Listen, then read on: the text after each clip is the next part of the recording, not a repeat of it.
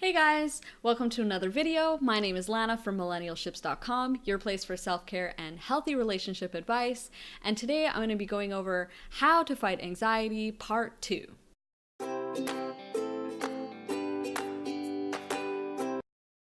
Hey guys, welcome to another video. So today is part 2 on how to fight anxiety.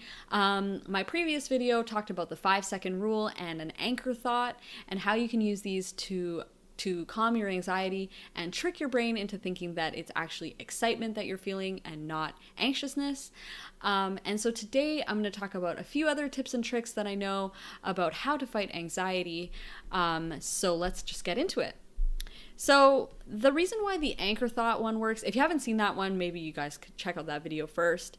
But the reason why the anchor thought thing works so well and why I like it the best is because anxiety is about worrying about the future. It's fear of the future. Usually anxiety doesn't involve something that's happening right now. That's usually when we're feeling something that we're anxious about, when we actually get to the thing that we're scared of or we're dreading, usually we're fine and we know how to deal with it. But it's fear of the future. It's worry for the future that is what kind of gets us down and what is the feeling of anxiety is really all about.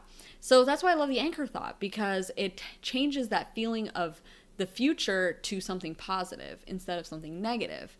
But another way to tackle this is to not worry about the future at all and to stay in the present. So one way to do this is a form of mindfulness, which just means to use your senses to stay in the current moment. So don't start freaking out about the future and what might happen. Instead, focus on every little detail that you're currently feeling. So right now I'm sitting on a chair, so I can feel the chair on my legs. I can feel my shirt on my shoulders. I actually can feel a piece of hair on my forehead.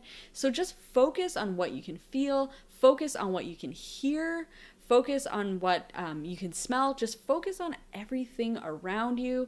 And that's going to be a really great way to ground you and to calm your nerves and to think, okay, well, like, I'm still alive, I can still focus on the present. So that's an awesome way to just calm your nerves. It's a great thing to do when you're in a panic attack, because if you're experiencing a panic attack, you could be afraid that you're about to pass out or that you're going to faint, something like that. You start to fear the future in the panic attack. When really you should be trying to ground yourself and feel in the present. Remember, oh yeah, no, I'm safe. I can feel my hands on the couch. I can feel my hands touching my legs. Just find ways to ground yourself. The other thing, if you suffer from anxiety, is to note your triggers. I always do that. I love figuring out when things are happening, because when you figure out when things are happening, you can establish patterns and potentially remove those negative things from your life. So noting when you have panic attacks or when you're feeling anxious is a really great way to see if maybe you can do something about that trigger. A great example for this was for when I was in an unhealthy relationship. That was the only time I ever experienced panic attacks. And the panic attacks would always happen, in the home when I was maybe having a fight or an argument with my boyfriend, or if we had been, or if he had been kind of ignoring me or distant. It was always related to him. And that was the only time I ever felt that way. So it was easy to note what the problem was and why I was reacting to that way. So if you react that way, or if you have anxiety whenever you think about your job, or whenever you think about, whatever else that thing might be, just knowing what that trigger is going to help you a lot in overcoming that. Then the other one is a meditation. Meditation, of course, I had to put it in here just because it's a proven way to calm down your thoughts. When you think about it, meditation is really about taking your thoughts away and just turning off your brain for a moment.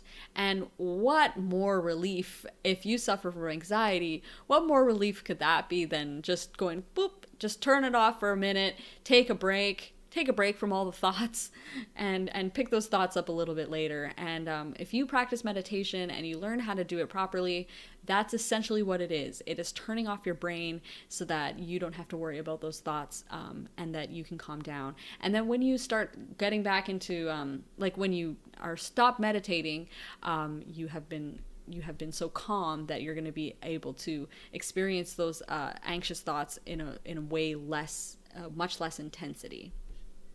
And then the final thing that I have to mention is self-care and the importance of taking time for yourself. This is going to help anxiety. See, I think that self-care is definitely about relaxation techniques. So things like taking a bath or watching some TV, you know, taking time for yourself. But I also think that an important part of self-care is asking for help, offloading your workload to other people if they can help you, prioritizing tasks so you don't feel so overwhelmed. And this is a great way to help with anxiety, because a lot of the times anxiety is just a buildup of many, many, many things, many thoughts all kind of crammed into one. And if you can offload any of those things to somebody else and ask for help, it's a great way to help fight that. So if you guys are interested in self-care and self-care journeys, I have a free 10-day self-care challenge that you guys can check out. I'll put a link to it in the description below. And if you guys are enjoying these videos, please give me a like and subscribe, and I will catch you on the next one. Thanks so much, guys. See you next time.